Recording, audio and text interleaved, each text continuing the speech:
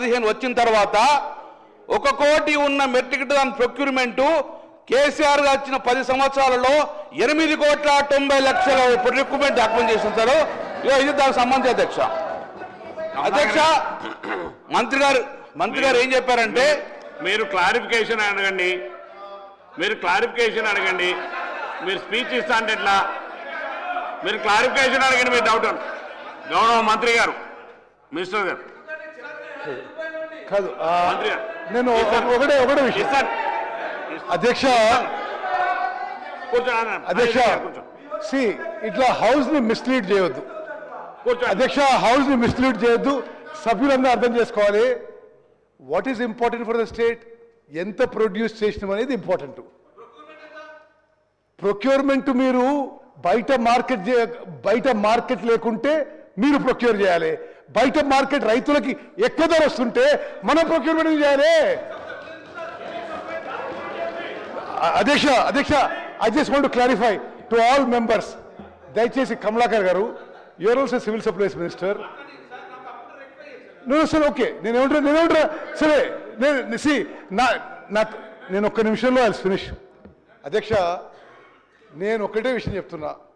మా ప్రభుత్వం వచ్చిన తర్వాత స్వతంత్ర భారతదేశంలో ఏ రాష్ట్రంలో పండని వరి పంట ఈ సంవత్సరం పండింది. అది దాంట్లో డిఫరెన్స్ ఉంటే చెప్పండి. సార్ దయచేసి సార్, నేను ఉత్తమ్ కుమార్ రెడ్డి గారి కన్నా జూనియరే సార్, కానీ నేను చెప్పిన తప్పుంటే రెక్టిఫై సార్ ఇప్పటి లెక్క.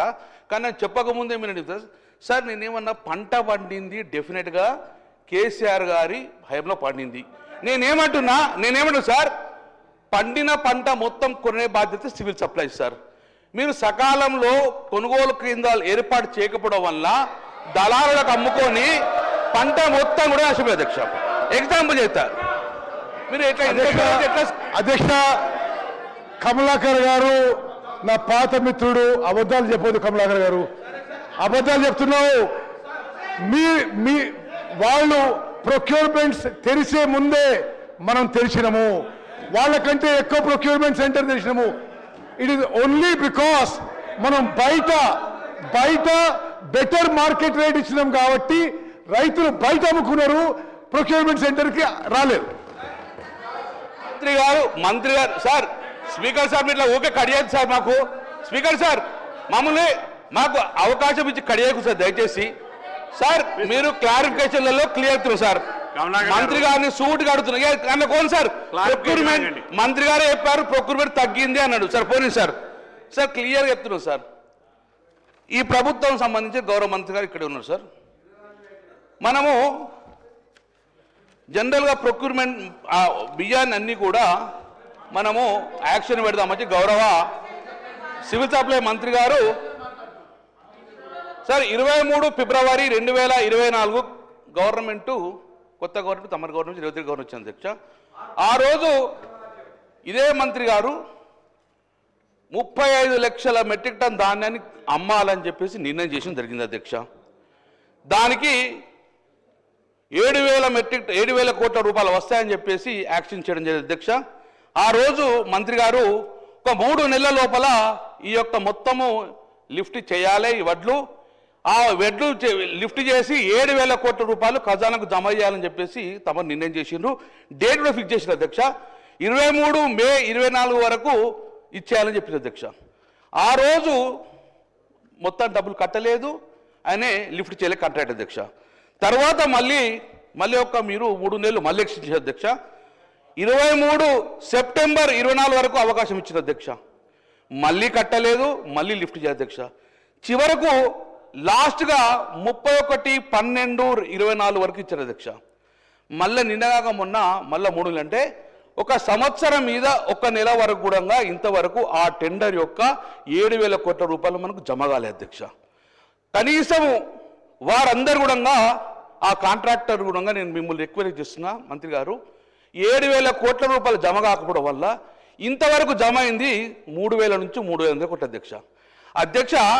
7,000 కోట్ల రూపాయలు ఒకవేళ ఆ సంవత్సరం కింద జమ చేస్తే మనకు దాని మీద 1,000 కోట్ల ఇంట్రెస్ట్ కూడా మాఫీ అవుతుంది అధ్యక్ష.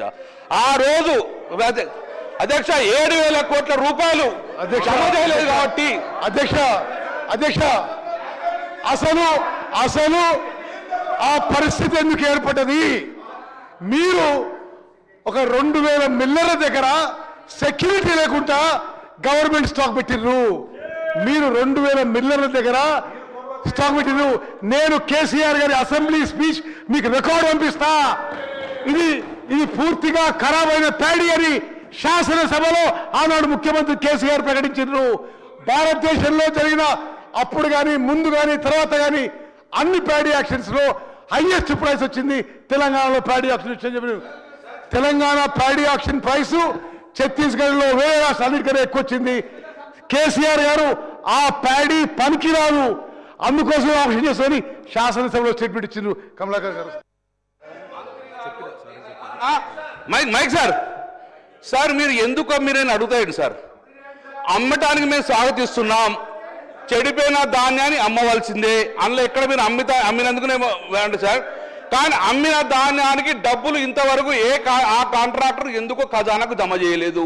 సంవత్సరం కాలం పాటుగా ఆ కాంట్రాక్ట్ జమ చేయడం వలన తెలంగాణ రాష్ట్ర ప్రభుత్వము సుమారు 1,000 కోట్ల నష్టపోయింది. ఆ 1,000 కోట్ల నష్టాన్ని ఎవరు భరించాలి? ఒకవేళ ఒక వర్క్ గిట్ట మనం టెండర్ పిలిస్తే ఆ సకాలంలో కాంట్రాక్ట్ చేయకపోతే ఈఎండి అధ్యక్ష ఇక్కడ వాళ్ళు గవర్నమెంట్ లో 10 ఏళ్ళు ఉన్నారు. ఎన్ని వర్క్లకి మీకు టైం ఎక్స్టెన్షన్ ఇచ్చిండ్రు? హరీష్ రావు అడగండి. 10 ఏళ్ళు ఎక్స్టెన్షన్ ఇచ్చిండ్రు. 10 ఏళ్ళు 20 ఏళ్ళు ఎక్స్టెన్షన్ ఇచ్చిండ్రు. అసలు ఎక్స్టెన్షన్ ఇస్తే ప్రభుత్వానికి ఏం నష్టం వచ్చింది? మీరు మిల్లర్లనే పెట్టేసి ఆ స్టాక్ ఉందో లేదో అసలు స్టాక్ ఖరాబ్ అయిపోయింది. ఇప్పుడు మీరు మాట్లాడితే ఎట్లా? అసలు కారణం నష్టానికి మీరే. మమ్మల్ని రెస్క్యూ చేయాలి సార్ దయచేసి. ఇది ఇంపార్టెంట్ రాష్ట్ర ఖజానాకు సంబంధించిన ఇష్యూ కాబట్టి దయచేసి నేను చెప్పలేను సార్. నేనేమంటున్నా, సంవత్సరం నుంచి ఒక 13 నెలల నుంచి ఆ కాంట్రాక్టరు ఎందుకు లిఫ్ట్ చేస్తలేడు? ఆ లిఫ్ట్ చేస్తే మనకి 7,000 ఖజానాకు వచ్చు కదా. నేనేమంటున్నా, ఇలా 1,000 రూపాయలు స్కామ్ అయింది కాబట్టి మీరు నిజాయితీ నిరూపించుకోవాలంటే సిబిఐ ఎంక్వైరీకి వెళ్ళిపోండి. మీరు ఏ సార్ నేను ప్రూవ్ చేసుకో స్వీపింగ్ రిమార్క్ చేస్తాను.